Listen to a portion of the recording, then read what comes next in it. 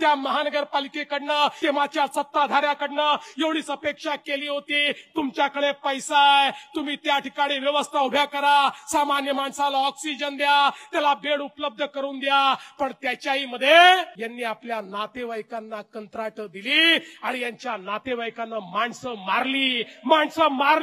मी म्हणत नाही, तुम्ही ईडीची चार्जशीट बघा. जे डॉक्टर नव्हते त्यांना डॉक्टर दाखवलं, ज्यांना नर्सिंगचं ट्रेनिंग नव्हतं त्यांना नर्सेस दाखवलं आणि त्यांना त्या ठिकाणी उभं करून त्यांच्या माध्यमातून करोडो रुपये त्या ठिकाणी लाटले.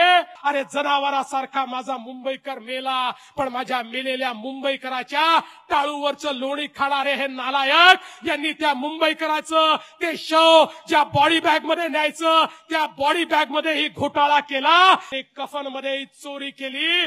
हे कफन चोर कोणच्या तोंडानं मुंबईकरांपुढे येत आहेत हा माझा सवाल आहे.